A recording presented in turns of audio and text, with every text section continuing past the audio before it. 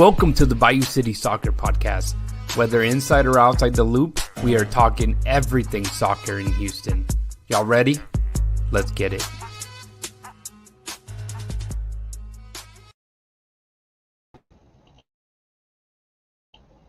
Looks like I'm brand new to this, man. Man, Houston, welcome to another episode of the Bayou City Soccer Podcast. My name is Rudy Segura. I am not alone. I am joined by Cristian Putalias. Brother, how are you? Doing good. How's it going? Pensé que te perdí yo. No. Let's see. Let me check my mic should be better now. No, not at all, dude. I went to go get my kids next door, and 2 minutes turned into 20 minutes, and I was trying to rush back home. But we're here. Maybe we get joined by Joey Chavala. There's a lot of soccer that happened, of course. But before we get started, Chris, I mean, obviously, we hope that everybody had a great Independence weekend. But as you know, as an HEV rep, we also know that many in Central Texas are hurting with the recent floods. So we're definitely praying for everybody that was affected.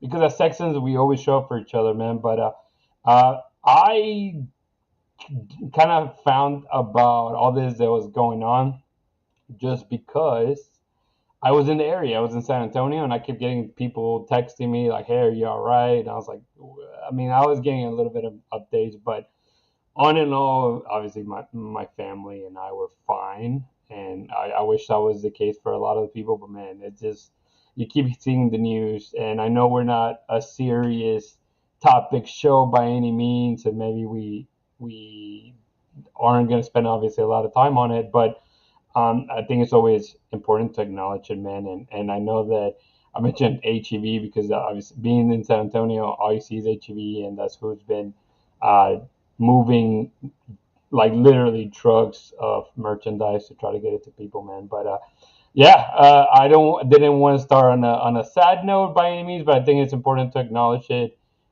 being that we are here local in Texas, and obviously Bayou City Soccer, we do care about just other Texas, man. But how's your weekend? With that being said, man, did you eat a lot of? I guess hot dogs, would that be the same as choripanes in this kind of world as changing it up, man? The hot dogs are like choripanes' little brothers, I would guess. No, it was good. On the 4th itself, I didn't do anything. But the 5th, I did. I went to a friend's house. He lives over there in Arcola. That's by you, right?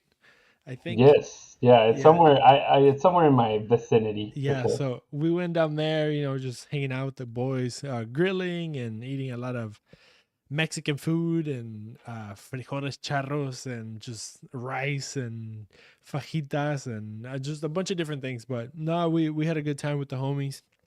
My kids went to a birthday party, so like we were all partying it up on July 5th, so the aftermath of July 4th. How was your trip, man? How was San Antonio? I know obviously it wasn't probably the best moment to be in that side of Texas, but how was the family experience? It was. I was thinking the last time that I went down there, just because I do feel like we road trip a lot around. But it had been 2 years since I've been down in San Antonio, and so we visited some of my wife's family, friends' family. I don't know how to categorize them, but it was fun. They have a kid around the age of my two little ones, and we went out there to celebrate my daughter's birthday, which is actually on Wednesday. But took them to SeaWorld and just did honestly chill. Like we were just there, having conversation. We did have hot dogs on the 4th, and went closer to Fiesta, Texas, so Six Flags, and just kind of didn't pick for fireworks, so we go out to the parking lot nearby and catch them for free, So that's how you got to do it. And no, but overall, I think it was memorable. And like I said, we were very close, so obviously it rained I would say nonstop the entire weekend that we were there, but more we got the drizzle, so it was just drizzling, kind of like very very um, nothing too heavy. But yeah, anyways, it's pretty crazy. Yeah, I mean, it literally just got raining here at my house too, so it's kind of weird. Like we getting so much rain, it's wild. I mean, not to go back again to the same subject, but it's been a wild time with the rain. Absolutely, yeah, yeah. And I was gonna say, yeah, let the people know how they can connect, brother. Yeah, so you can connect with us at Bayou City Soccer on all the social media sites. Don't forget, we are on Facebook, Instagram, Blue Sky, X. You can find us on YouTube as well as Bayou City Soccer. That's where you're gonna find all the press conferences and other videos that we do there. Conversations with coaches, conversation with players, and just many other things that we do. You can also just go to the website, BayouCitySoccer.net, and that's where you're going to see every single thing that we do there. All the links are going to be there for all the Houston Dynamo, Houston Dash, and Houston Dynamo, those content. Don't forget, if you are listening to this podcast via podcast network, you can also catch Orange and Blueprints on Wednesday nights, and then on Thursday nights, you can listen to Movimiento Naranja. So if you have any Spanish speakers in your household or your friends or family, and you want to send them anything that is also, to share the passion of the Dynamo and the Dash, send them over to that.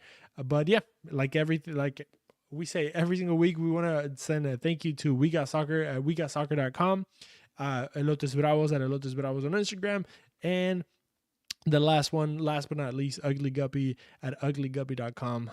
Go check them out. They're our sponsors, so they do right by us. So we want you guys to go over there and check those guys out. Yeah, and you mentioned Orange and Blueprints. There is a Dash game tomorrow. They'll be playing Rayadas de Monterrey, so the Liga MX Femenil side. I believe it's at 7:30 at Shell NRG Stadium. I'm planning to be there. I believe Diego is planning to be there. So yeah, we may be streaming live from there at a certain time as well. So if you're interested in that show, you probably catch it live. Chris, if you can make it out there and join us. Maybe you can just help us with the camera, man. Something simple. There you go, Dago. Oh, they dig your hairstyle, man. Hey, I'm trying to stay. I'm growing it out again. So if I'd had hair, like if I had hair, I just shave it. I every now and then I go to my friend who, for a while, obviously like my barber, right? Like he's the, and now I just take my son, and for a while I'm like, dude, it's cheaper just for me to shave it myself, like yeah. try to save some buck, but because barbershops, man, they're pricey nowadays. They are pricey. I mean, get your money, right? Like, yeah, of course. Do you? I'm not gonna talk down on barbers, but yeah. Man, like you're making 6 digits now as a barber. It makes me want to go back to school. It's a whole career, bro. Yeah, it's worth it. And then you get yourself like a social media man, and you're even more. But as we make time, I don't even know if Joey said he was going to be a part of it or not, but we can keep going. I do have a few slides. I actually had time to do some slides before I ran next door, man. But Dago, welcome to the show. Of course, everybody that wants to comment, feel free to leave it on here. We'll hit on pretty much everything Houston soccer that's happened this weekend. So we'll start with none other than the final, man. That Gold Cup final, 2025 final. 70,925 was a number that was thrown out there as far as the attendance. So that was the attendance for the first ever Gold Cup final held in Houston. Historic match, of course, where Mexico edged the U.S. in 2-1 victory. Houston played a key role in the tournament, hosting 3 group stage matches at Shell NRG Stadium. 2 of those days featured doubleheaders, each drawing crowds over 20,000 passionate fans. So it's easy to say that Houston, showed up, man, for this tournament, Chris. I know you weren't able to make any of these matches. I'm sure maybe you watched the final yesterday. Yeah. But what do you think about just this type of tournaments coming into Houston, man? It's awesome. It's uplifting in a way. Just because sometimes you see the attendance at the Dynamo games and maybe it's me, right? But I question some of the interest of the people that want to see soccer live here in Houston, right? And sometimes you just get discouraged and stuff like that. But then you realize that a lot of people that live in the city of Houston, maybe they're not Dynamo fans or maybe they're not MLS fans, but when it comes to international games, when it comes to going to see their country, from Guatemala, Honduras, El Salvador, especially those Spanish speaking countries that are soccer is more available, or it's more of an important sport than any other it would be. You see the passion from those people, and they go out there and they support their country, they support their whoever, even if it's sometimes it's one player, and they go out there to support one player. So it's cool to see that Shell NRG Stadium was packed in those games, even if there were double headers, where you have some countries that maybe don't have that amount of people, but you still see some support from those. And then just seeing a final. I mean, I think I'm not sure if it was the first final that we have here for the Gold Cup, but seeing a Mexico USA, it was the first ever, and everybody wanted. I put it out there. I took over Twitter, and I got a lot of feedback. No, Guatemalans obviously wanted. Honduras wanted it. Of course, I mean, in that case, Lupe wanted to be in the final. Everybody wanted to be in the final, but when it comes to the region, obviously, everybody would love, and obviously got the opportunity to watch a U.S. versus Mexico. The big rivalry in the field. I mean, you're in Copa America. Do you really want to see like a Venezuela play Bolivia final? No, you want like a Brazil play Argentina, right? Or you want those big countries to go into those finals as somebody in that city, right? I mean, at the end of the day, of course, we love our nations and we want those nations to be there, but sometimes that's kind of the luck of the draw, whatever it is. One thing that I appreciated about this Gold Cup was how the quote unquote small teams kind of stepped up. Like Guatemala blew me away. Like it's one of those teams that if you were not a fan or a person from Guatemala, you kind of rooted for them in a way, just because you saw the underdog in them and how much fight they put into that, right? Right. When it comes to a World Cup or something like that, I would go to anything. But yeah, like when you see those like Honduras or Guatemala that, put up a great effort and those, they reach so far, especially Guatemala. I think Guatemala was like the revelation of the tournament. Yeah, for sure. And even the semifinals, I was able to catch both of the semifinals. If Guatemala would have made it to that final here, it would have packed still. It would have been 100%. It would have been even, I don't know if a better game, but it would have been a great game. It'd been an interesting game. And honestly, like I've talked about this. I'm the Mexican American of the group that actually follows Mexico, unlike Manny Olivares over there trying to be a sellout. But shout out to you, Manny. And obviously, Joey and Dustin repping the US. But at some point, myself, I was like, man, I want upsets. When it goes to the semifinal and the U.S. or Mexico are there, and their separate brackets, I kind of hope for an upset too, because I do want to see, a Guatemala Honduras final. I would want to see somebody else kind of take a stab at it. Panama looked like they were going to be a run, and it wasn't the case, right? I mean, they fell short to Honduras, and they were scoring goals. They're playing good, even without like their main stars like Goku Garrasilla. But it's fun to see, as you mentioned, other nations kind of in the region step up because it is getting better. I mean, the one that disappointed to me was maybe Jamaica. I mean, Jamaica has so many talented players that play in the EPL, and they just, I don't know what happens when they come together, because there shouldn't be any excuses. Yeah, there is definitely excuses when they talk about like, oh, well, we're playing in Jamaica, and obviously like the things that we have here aren't to par to like EPL, right? Yeah. But you come into the US and there's very like soccer specific stadiums now. There shouldn't have been any excuses for teams like that, and for them to just not really show up. It's interesting. It's interesting. It might be. I mean, not to get political, but some of those things are also political. Definitely. And I know Jamaica is not going through like a good political time. So a lot of those things is like that, right? Like, the federation doesn't have money, or they don't get paid, or Mm-hmm. whatever it may be. It just also depends, right? Like culturally, how they feel about soccer and stuff like that. Because some players, like, I would play without getting paid and stuff like that. Right. But before we get into it, I wanted to ask you, because you were Yeah. there. Yeah. How did you live, a Mexico USA final Nah, where your team won? it's crazy because I told you guys that it was my first ever Mexico US game, like friendly, whatever.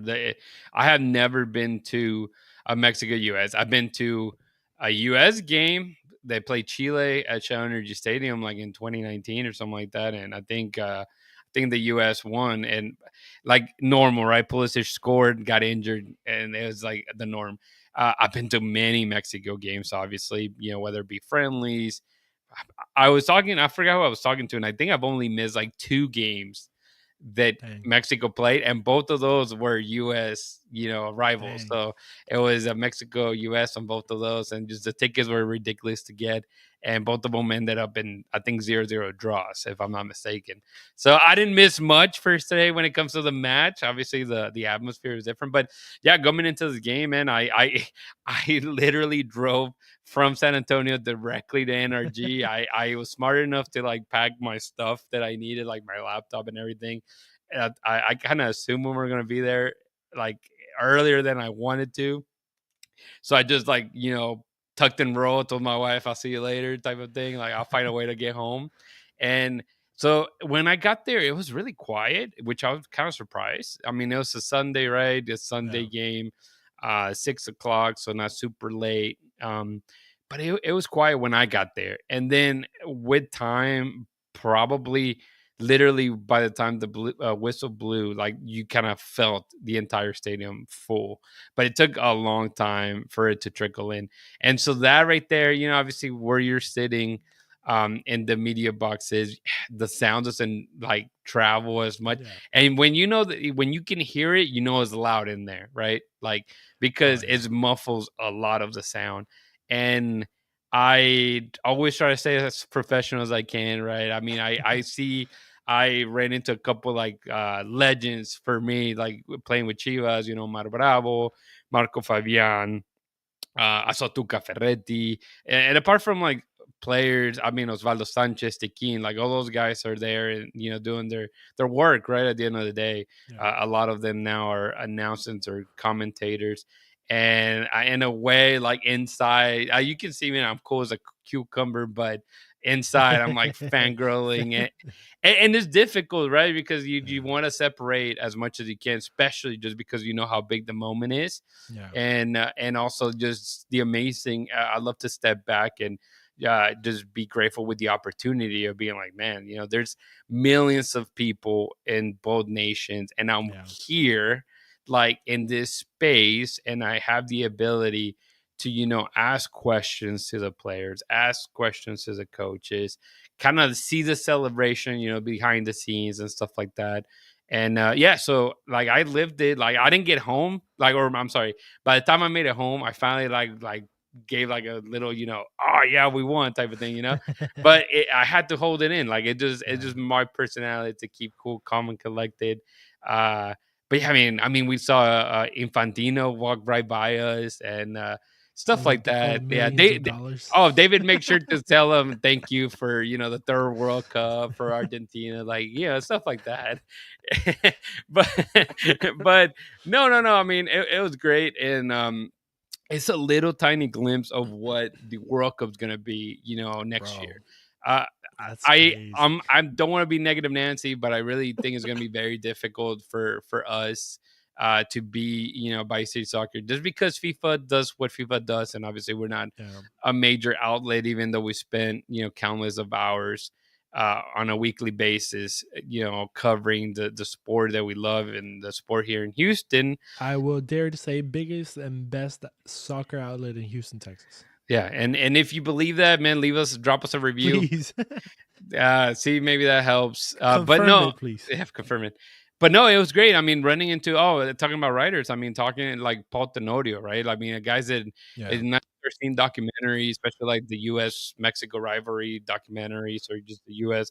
and Those seeing national people joints. that they are, yeah, those national guys that are like, work for the Athletic, would work for CBS Golazo, being able to kind of tell them like, hey man, you guys are doing a fantastic job, and just kind of introducing, because we know for sure they a lot of national media come and see what Bayou City Soccer is talking about when it comes to Houston Dynamo, or Yeah. just the Houston sports in general, and that's good, right? At the end of the day, it just means that we're doing a good job. So, yeah. So, in hopeful world, we would love to be, even if it's a Bolivia El Salvador game for Yeah. the World Cup. We're going. I would love to be there. Yeah. I'm not whoever.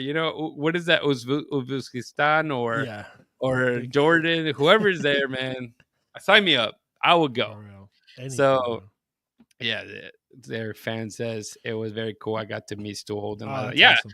many stars for sure. Many stars were walking the corridors. So it's a fun time. But like again, it's just a tiny little glimpse of what is to come in the World Cup. And yeah, before we left, there was this really nice lady that works there at the stadium, and she was just saying how, well, it was close to 10 o'clock, and we were waiting for to get picked up, and was kind of just left, we're left stranded there. But she was saying how there were still a lot of fans right there by the where media was coming in and out, and the suites Mhm. are. Yeah. And she's like, it was just jam packed with people because everybody thought that that's where the players were coming out of. So I Mhm. mean, they had to go out there and tell them no, like, because they were running into former players, for Yeah. not just Mexico, not but the U.S. as well. And so they were getting pictures and autographs, but they're still there waiting. Even though everybody was gone, they're waiting for the team to come out. And so she was like, "Man, this is crazy." And I was like, "So this is like what is this gonna be like next year?" And it was kind of explaining that. I was like, it's going to be the same, if 1,000 not times. bigger, just Yeah. because it's a World Cup. So it's fun. It's fun that it's happening here, man. But before we continue on this talk, and man, I hope that you guys enjoy, as Chris says, man, everything that we talk about here. But definitely, give us, if you're listening on YouTube, make sure you are following us. Put the bell notifications every time you get a new episode, or any news out there on YouTube. You can catch on to that if you're a YouTube guy. But if you're listening on the next day on Spotify or Apple Podcast, man, give us a review. It goes a long way. It really does. And we really appreciate the support that everybody shows us here, as we love to create content, for you guys to enjoy, and we try to do the best job that we can. But let's move into Dynamo news, Chris, since we're here. And if you think of something else from what we spoke of earlier, we'll come back to it, bro. Yeah. Yeah. But let's get to it, just so that we don't run any later than we want to. But Do it. obviously, Snapdragon Stadium, week 21 for the Houston Dynamo, July 5th. So on Saturday, they played against San Diego FC for the very first time. And I don't know why it didn't change the red card decision, because there was no red card for this, but it was a victory, 4-3 victory for the Houston Dynamo. I think, if I remember correctly, Chris, we all kind of mentioned about how this game was for sure going to be like a measuring stick, right? I think Yeah. if the Dynamo were really, really bad, we all were like, okay, then it's going to be a loss, right? And if it's a loss, it's going to be a big loss. And I predicted a loss. I was thinking, if they lose, they've been losing 3-1. Yeah. If my mind is saying they're going to lose, then we're going to go with a 3-1 loss, and so forth. And for them to go into San Diego and just knowing that it was going to be like a featherweight fight of like people just punching back, because you look at San Diego, and while they scored a ton of goals and they were winning a lot, they were also getting scored on a lot of goals as Mhm. well. And so this match, like many of the West Coast games, are just those madness, MLS After Dark, that dude, I was in SeaWorld for like 10 hours, so I only made it to a 2-1 game. And that was just because I saw that notification right before I knocked out. And I was like, oh, the Dynamo are winning. And then, started snoring after that, just because I was so tired. But then waking Yeah. up and seeing, man, they won 4-3, and just looking at all the stuff, crazy, crazy set of emotions, man.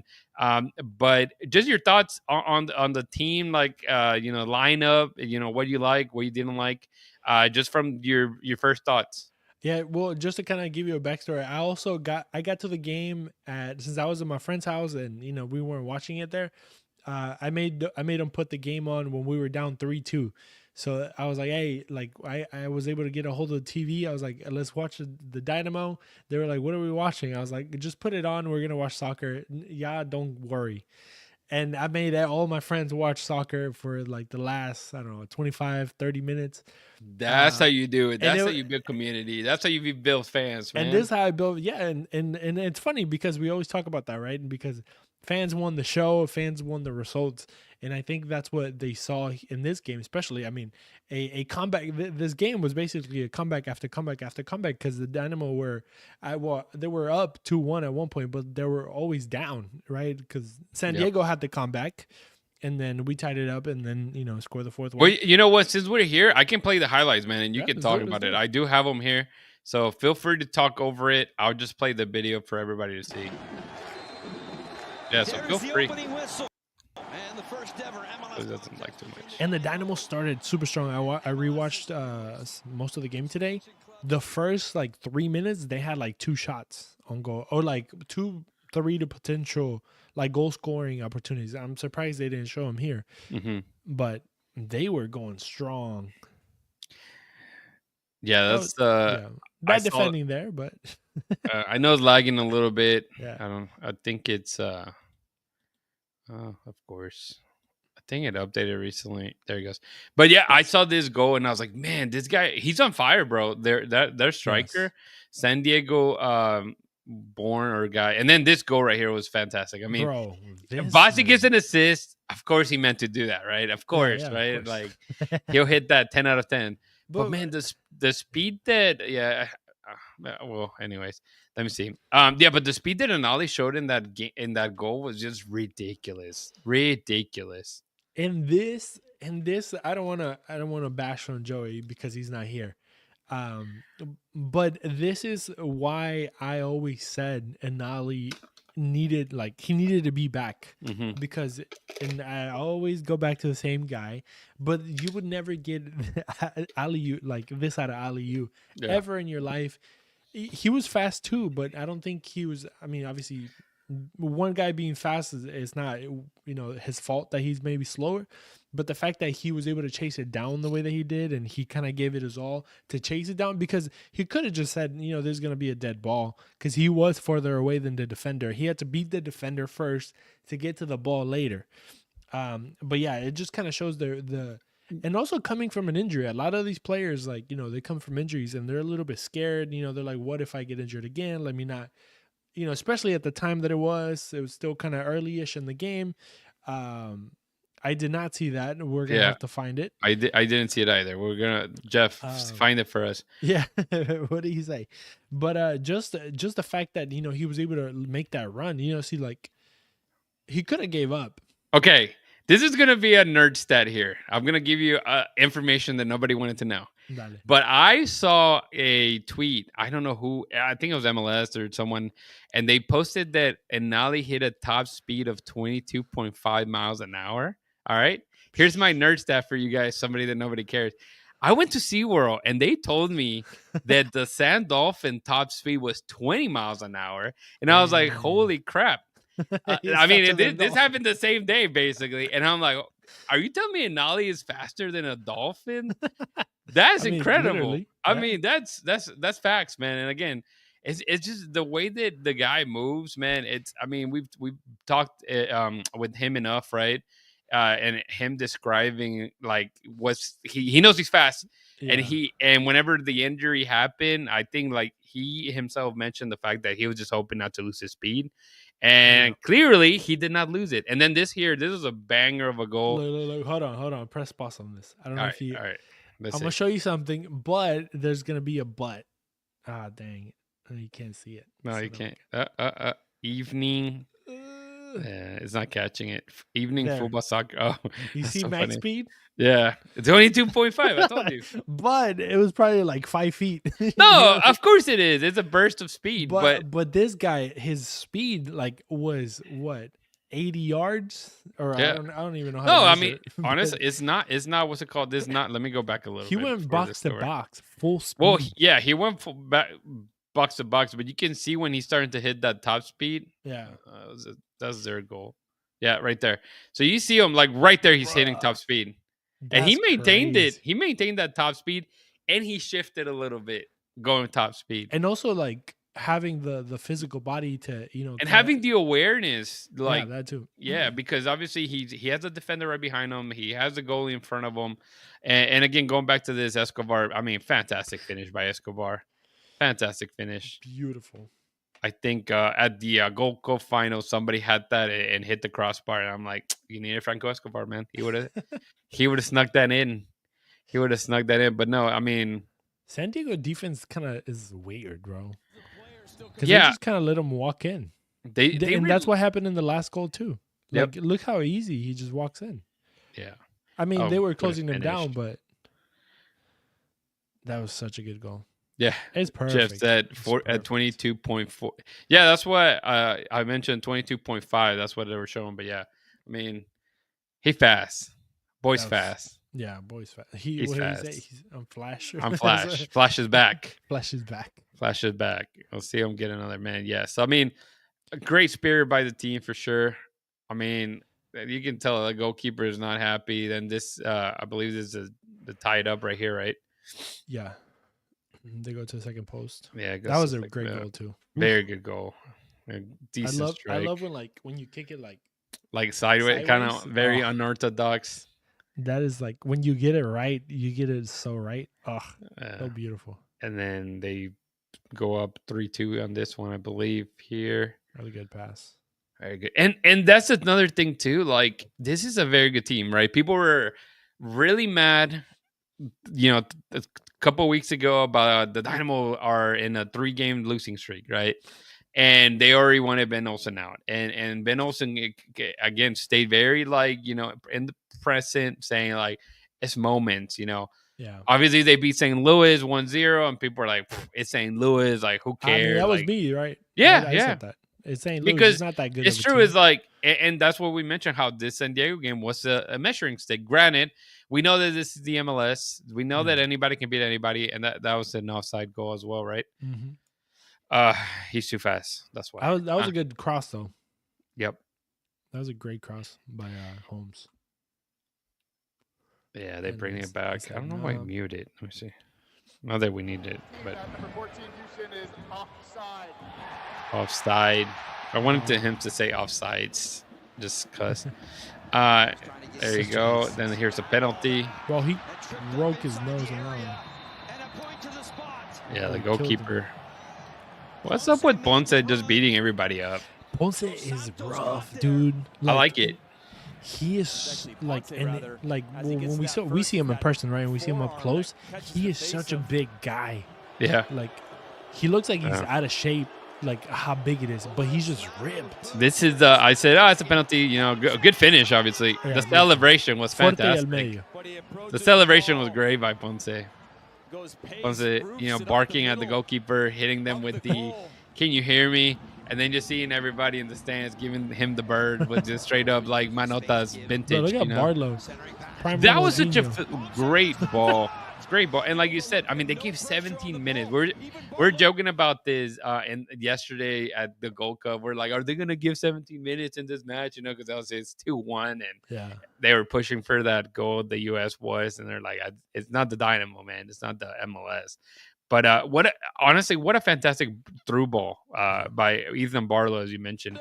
I mean, he just did a really fantastic ball. Let me see. I never understand why defenders just track back and let this boy travel with the ball. So like he was behind the halfway line, and he went all the way like midway. Yes, to the Madeline, absolutely right. She said like feels like the Dynamo fans so negative always calling. I agree, and we've talked about this, and we will say though there is times that as a fan, you should say whatever you want to say, honestly, for your team. Yeah. But sometimes you have to kind of back up a lot of the stuff. And, you know, we're joking a lot of just, again, the overreaction, right? People already wanting him out. People saying, like, without McGlynn, you can't win. And it's like, we've noticed that hasn't been the case also, right? The last 2 games without McGlynn, they've won. With McGlynn, they've won and lost. So it's not like he, you know, it's a big miss per se. Yeah, they can adapt. Exactly. Yeah. And you can kind of finally see Ben Olsen finding the pieces, right? Exactly. He's finding pieces that really help the team that he's trying to create. And a lot of it, apart from finding pieces to create, he's finding pieces to be able to hide some of those weaknesses that the team has, AKA center rep position. At this point, it's still kind of been. And we knew it was going to be a rebuilding season for sure, but the expectation was absolutely high, 3 years ago when it came to this season, because you really weren't expecting all the guys that they lost to be lost. I mean, like you said, a few years back when Ben Olsen came in, I remember me and Dustin, we basically, and all of us basically, we kind of came to the consensus that 2025 was the year of the Dynamo. Right. You know, talking about building a team, talking about competing, setting an idea, building a roster. And when we got to 2025, we were like, okay, we got it. You have Coco, you have Achache, you have a bunch of different. Preach.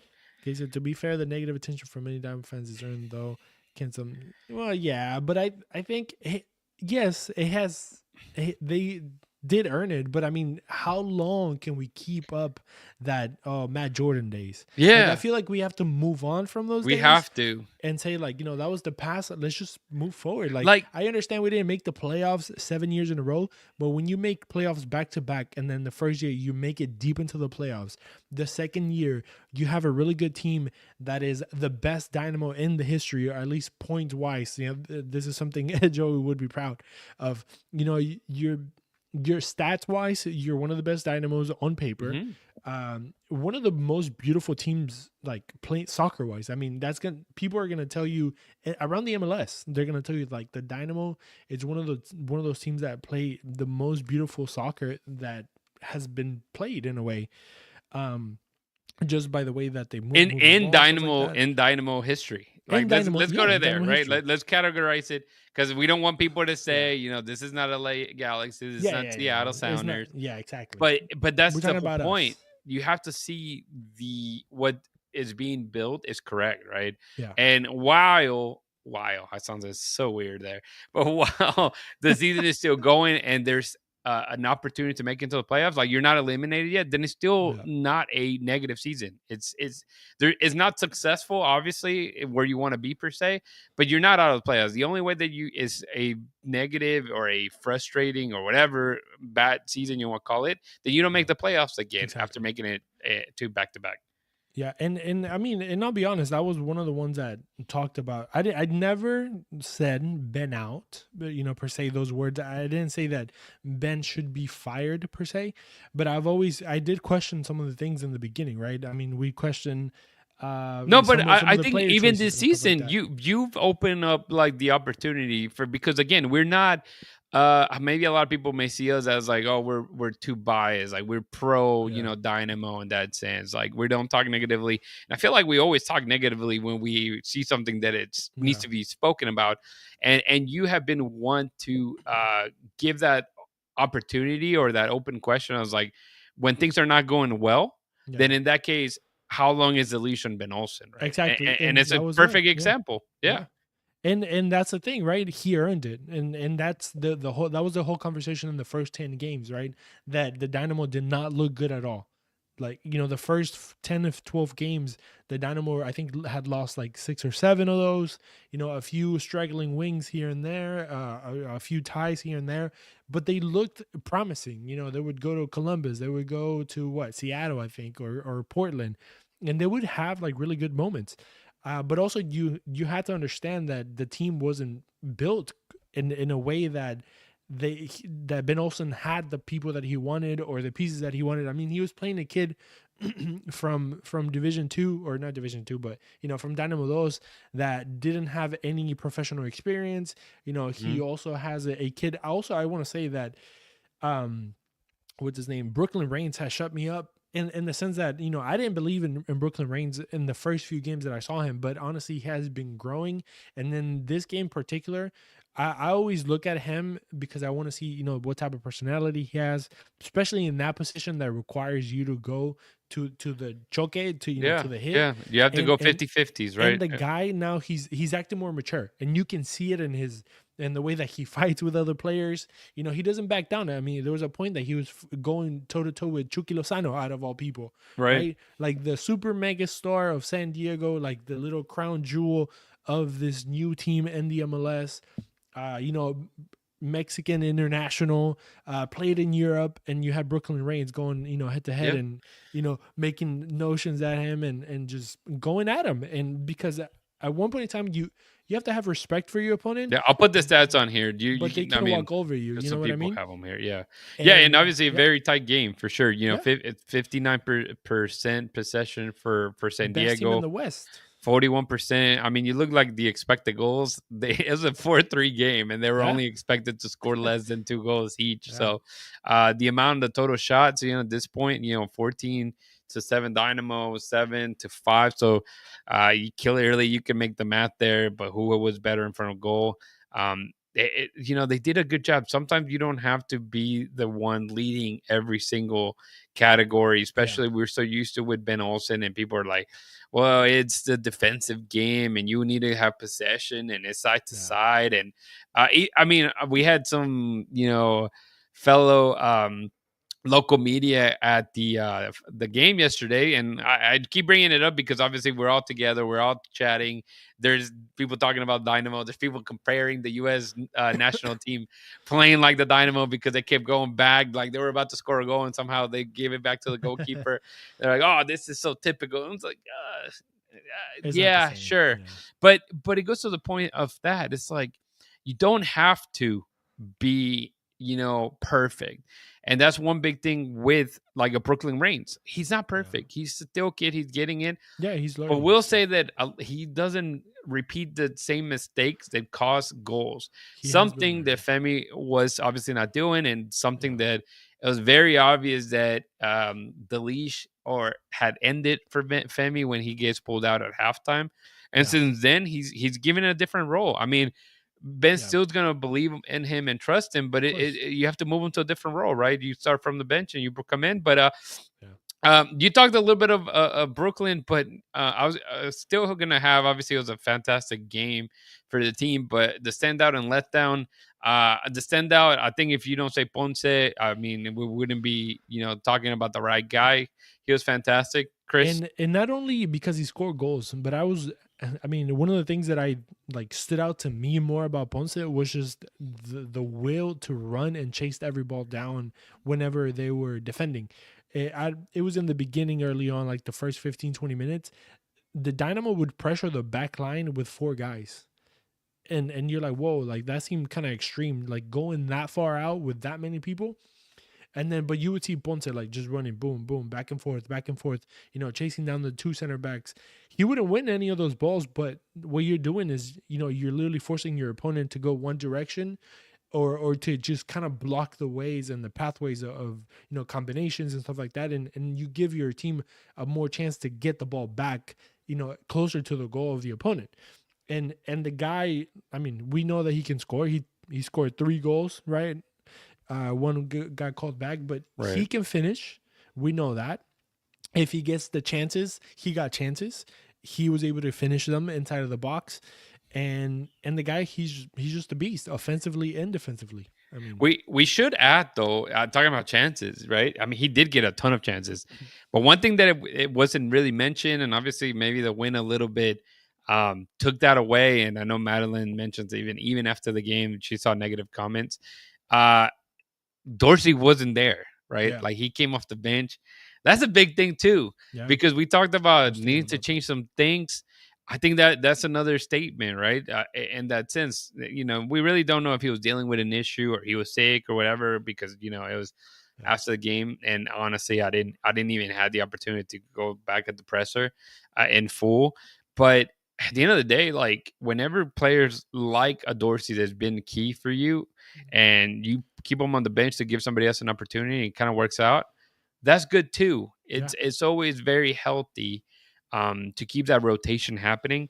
And I was gonna talk about the letdown. The letdown for me will be Ortiz, man. Pablo Ortiz is sometimes can't find his feet. I mean, he's very like iffy with the ball, especially with his clearances. I think the very beginning he almost scored a couple goals on himself, like own goals and things like that. But at the end of the day, like it's not obviously you get the win, but you still have to look at who's out there trying to win a spot. And if, I For think sure. maybe they were a little bit more clean defensively, then obviously this game doesn't necessarily get a hand. And then just shout out to like everybody watching us live. We about 100 and something people are watching us live tonight. I know we started a little later, but thanks for hanging in with us for sure. But yeah, sorry, Chris. Do you have anybody else differently on the letdown, or we can keep going? No, Man? honestly, I can't think of anything. I mean, like you said, there were some defensive mistakes on the goals that maybe they could get fixed. I'm sure they're gonna look at it, and obviously, I'm sure they do that either way. But no, I mean, it's interesting also just talking about the whole Dorsey part because it also gives the team a different shape, especially Nali on one side, and then you have Holmes. It just kind of gives a different shape to the Dynamo, which it does. You're just not a one trick pony type thing, because everybody knows that Dorsey is going to be the one going up, and then the other guy is going to close down the second post. But sometimes you just needed something different for a specific team. And maybe it's not that Dorsey is going to be out every single game, or he's just going to be a bench player now, or he's being replaced. I mean, I don't know, maybe, who knows, right? But I think also like Ben adjusting tactically to what the opponent has, I Right. think is also interesting too, because I think at one point they were playing with 3 center backs and stuff like that, and you just kind of have to adapt to what the opponent is going to give you, and they did well, and obviously, I mean, they got the win. So Yeah, there you and go. so obviously match day awards as well. Ben Olsen gets the head coach award for that match day. Ethan Barlow gets in there, and Ponce Barlow. I mean, he gets 2 assists in this game. It's not new. We know that he can pass, right? He has a Yeah. very good passing range. So good for him, right? A little bit of Yeah, a he bounce stepped up. back. We've talked about him, not necessarily taking advantage of Eric Zvichenko being out. Yeah. And so on this one, like you always tend to say, to shut us down, shut our mouth Yeah. up.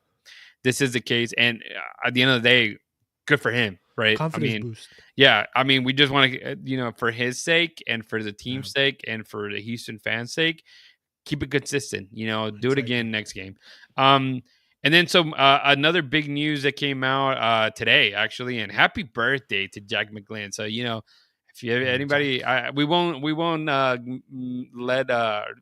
ask you, Chris, to sing happy birthday to Jack today, but he did get a present. He got an extension, something that had already been talked about last week. Right, heading into the weekend's match, but they did extend his contract to I guess let me read it might as well because I'm kind Go of for just it. guessing, but to extend his contract through 2028 with a club option of 2029. McGlynn will occupy a U22 initiative slot through 2028. Huge, man.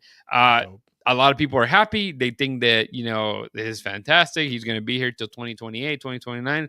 I find it difficult. This move is really to just increase his value for whoever comes asking for him. Exactly. Yeah. Make that, It's a bring it financial old move. school, Johnny Mansell, money man. Yeah, for real.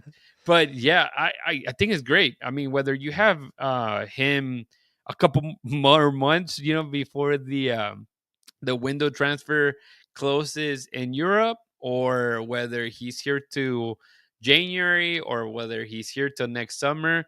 Uh, Realistically, is the chances are very high that Jack will not be here all the way to validate this contract Yeah. of 2028, 2029. Now, if he's here and that's the case, then something probably went wrong in some sense when it comes to the ceiling and potential. But I see him moving. But I mean, it's good. And the kid did get some minutes. He came in for 10 minutes in the Gold Cup final. He did a couple of things, but I mean, at that point, I think the sub was a little too late. You wish he would have gotten a bigger opportunity. If the U.S. would have beat Mexico 3-2 with a banger from Jack McGlynn, I would have been right there with them, man. I'd be happy. But that just how the ball rolls. But good to see him like being a part of the U.S. national team and obviously getting this new extension with the Dynamo, Chris. Yeah, and I think it's a win-win for everybody because the way you see it, obviously, when he was in Philadelphia, he wasn't the main man, right? He was one of the men. He gets brought up to Houston. Here, he is basically filling the shoes. I guess so, not necessarily, but a lot of people are saying, and even I think the thought was that he was going to fill the shoes of HH, which obviously these are huge shoes to fill, and in the in the field, outside of the field, and everywhere all around for the club.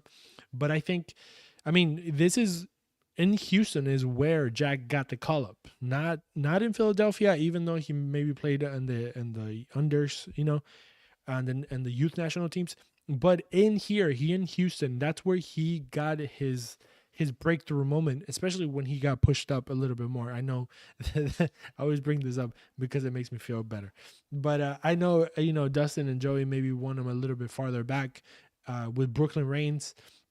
But I think his position is more of an attacking piece as that number 8 or whatever you want to call it, but just on the front.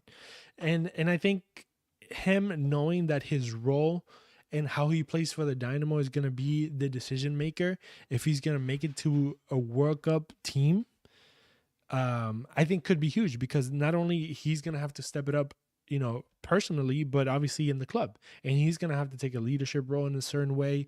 And he's going to have to take a role of he's not just a regular Jack McGlynn now. He is UN's men's national team. I've played an important game, score goals for the There's high expectations, absolutely. And you're looked as a big prospect. You know what I mean? So not to put pressure on Jack, but I think he built a good pressure on himself to become a really good player. Now is up to him to basically live up to the hype in a way, right? It's not that we think he's bad or he's good or not good.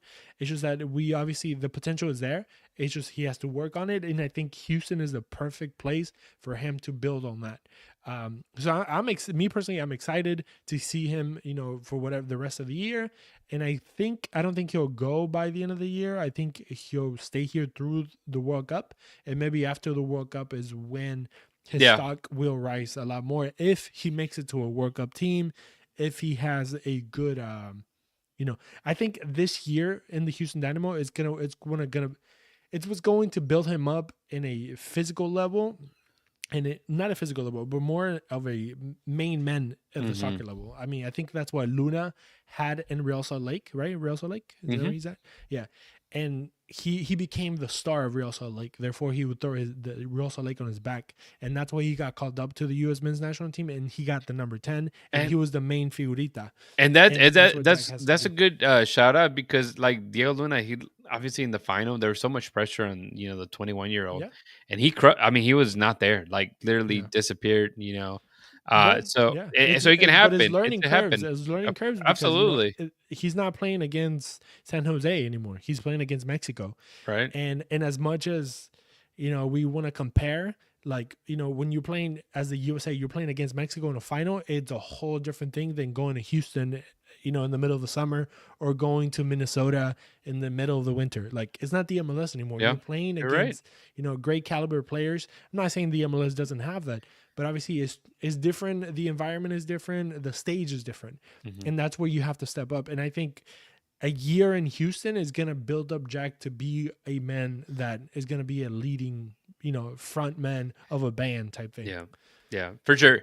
And this conversation can be longer. We can probably extend it in future episodes. But yeah, I'm the same way. I think that he would likely be gone sometime next year, whether it be after, around the World Cup, would make the most sense. And to me, is after. And we'll see. Yeah, that's my. If you were to give me an over/under type thing, I think after the World Cup, I think he stays.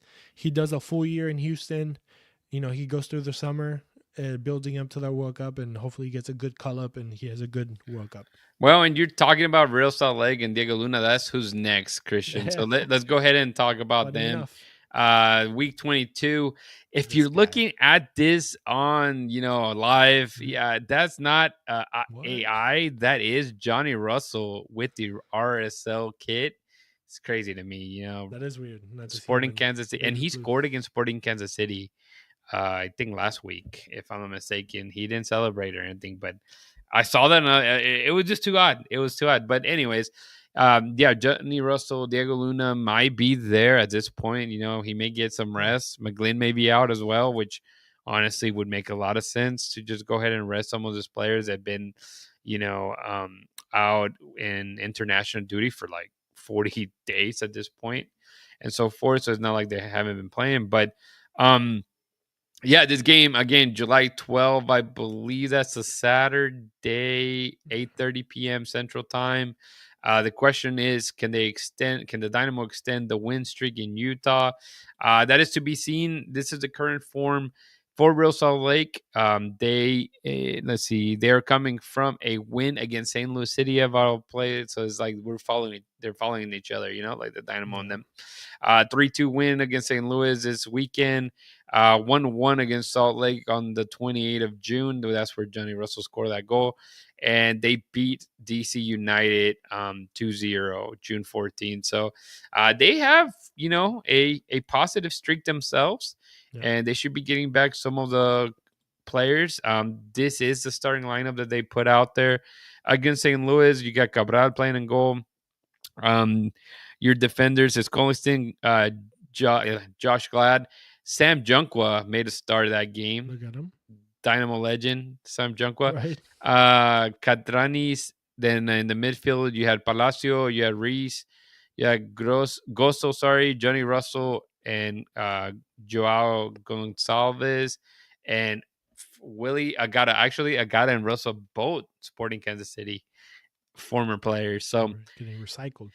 Yeah, I get, and they are kind of rivals. I think Sporting Kansas City's rivals with like Rosa Lake and Colorado Rapids. It's like a weird little thing that they have there. But needless to say, man, yeah, it's going to be a hard match for sure to play against, Chris. You know, I think this has become a little bit of a rivalry match, right? Since Pablo Mastroeni and Ben Olsen took charge of you know their respective teams.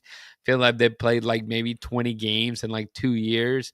But yeah, we'll go a little bit to your prediction. You know, like I'll start with myself, I guess, on just the score line. Man, I feel that it's going to be a tough match for the team. I think that it's difficult to predict, especially at this stage, just because I feel like it's so volatile, right? Like you don't know who's going to be up, who's going to be down. Obviously, they just came from a high of beating San Diego. Can it repeat? Of course, they can repeat. I mean, they're playing very well. However, Rosa Lake, with the amount of games they've played, they kind of know a little bit of each other.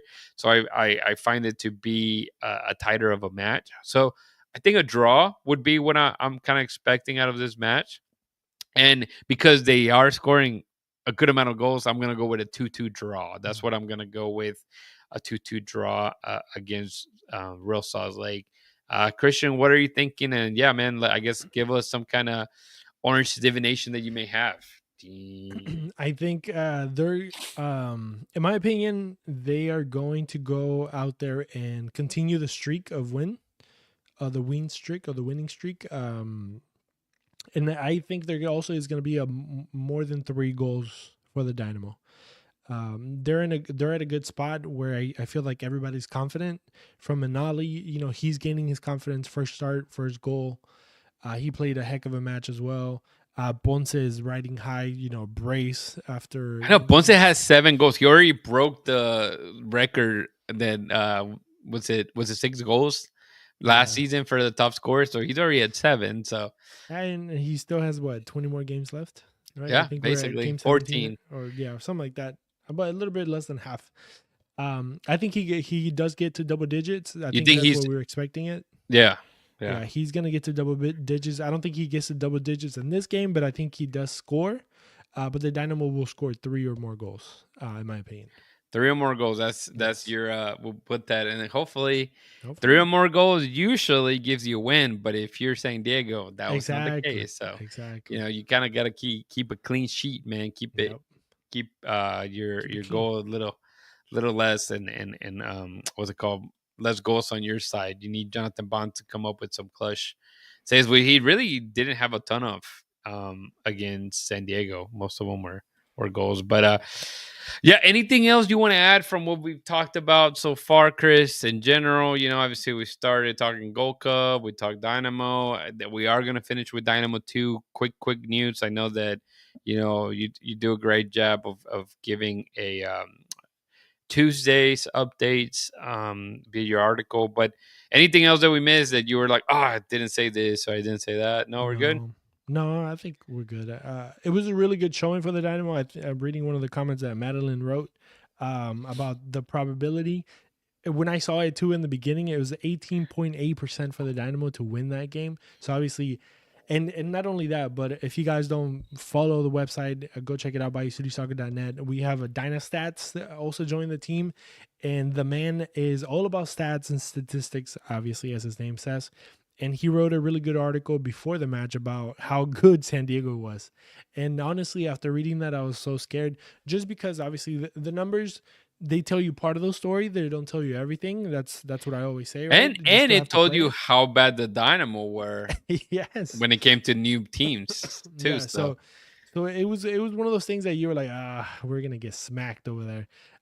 But it shows the resiliency of the team. I think that's something that Ben Olsen has been talking about a lot, and seeing post of Juan Guerra, the one of the assistant coaches, he also talked he mentioned about how we can try to force an idea into their heads and force the players to play one way, or the other one is like believe in them and let them play that way through willpower and heart and passion.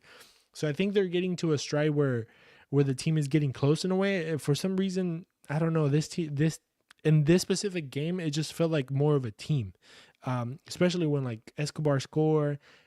He went to the bench. He celebrated with all the coaches. I don't know if there was a disconnect or not. I'm just me implying BS here. I don't want to sound like a soap opera. Is that what it's called? Una novela. Yeah, yeah, that's right. Yeah, I don't want to be like here with Chisme, but all my children. At some point, it just felt like there was a disconnect in the group, and maybe it's just me. But this game, honestly, it just kind of, maybe because it was a really good win, it was a hustle win, coming from back and not giving up to the last minute in a way, that it showed a connection between the players. They fought for each other. They played with each other. I even saw Arthur be a little bit more, not aggressive, but just, positioning himself as the captain of the team. So it's really cool to see, the passion that Ben Olsen has been talking about for a while. I don't know what changes that were made. Maybe were changes inside of the field or outside, but you can see the positive like flow of the game in a way.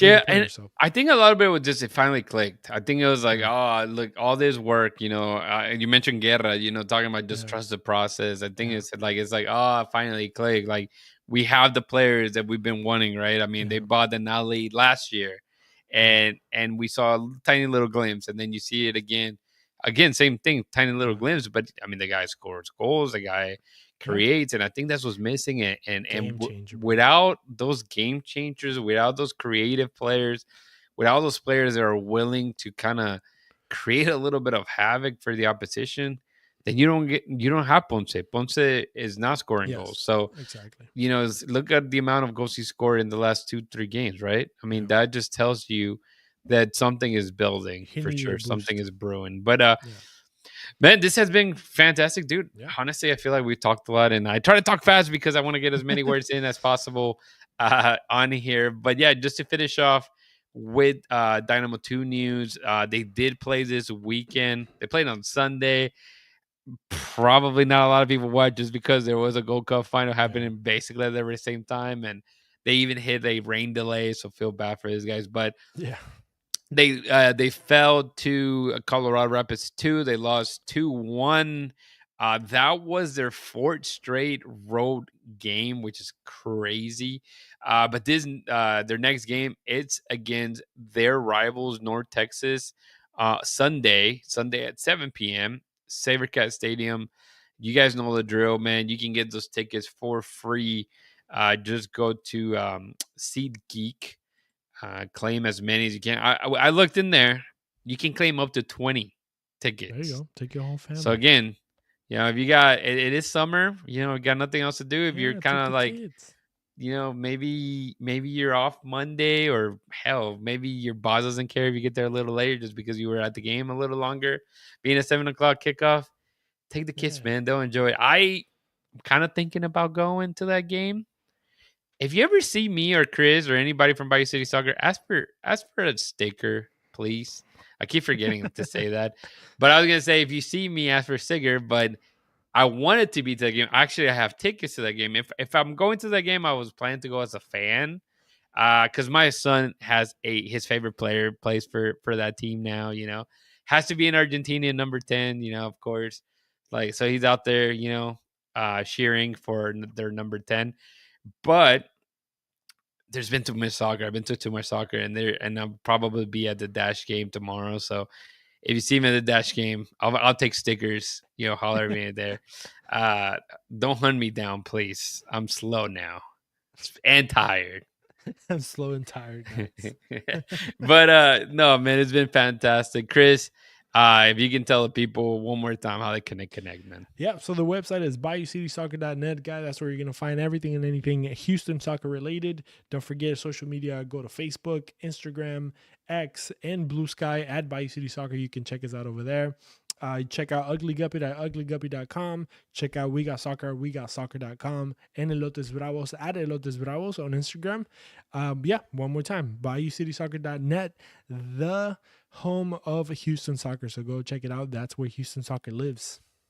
That's exactly where Houston soccer lives. And yeah, thanks to everybody that kept up on the chat, man. I love interacting with people. Yeah, obviously we got Jeff Strong, always staying strong. Madeline was very active today. Dago Rodriguez, Jay We Hurtado. never get ladies. Shout out to the ladies. And yes, the what's it called? The fun fact for today is Anali is faster than a dolphin.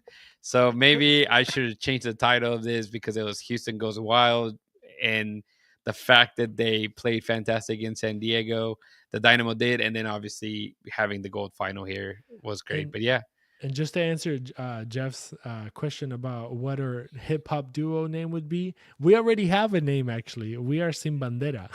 Yeah, Sin Bandera. So Sin Bandera, if you're ever interested, go to wherever you listen to your music, Apple Music or whatever. Type in Sin Bandera. Great music, man, by the way. It is good. We have some good hits. That's all I can say. So yeah, the story there is because one of the guys is from Argentina, the other guy's a Mexican dude. Yep. And they did some good songs in the early 2000s. A lot of love, yeah. Great love songs. Oh, fantastic. Sirena is by far the best. Sirena is good. Eres Sirena. Yeah, well, we won't play it here because YouTube will kick us out. YouTube would kick us out. But man, absolutely. Kilometros is good. Oh yeah, Kilometros. That's a jam. If you have there's another one that's a little sadder. Or a guy in your life, it doesn't matter. That one's really great. That's true. Talks about long distance relationships. Yeah, you don't even have to know the language, man. It just kind of vibes through your body, man. Yeah, just cry to it. Absolutely. But we apologize for Joey Chavala not being here. I mean, he probably had band practice. Yeah, he's probably doing cooler stuff, I guess. Trying to be rich and famous. Got it, man. Got to take advantage of the short time that we have here on Earth. But thank you again, one last time for hanging out with us. It's 10 o'clock, 10:20 actually, and it's you guys are still here with us, man. Over 100 people are with us here live, so we apologize. We appreciate all the support that you guys provide, and don't forget to hold it down and keep it forever orange. We'll see you next time. Peace.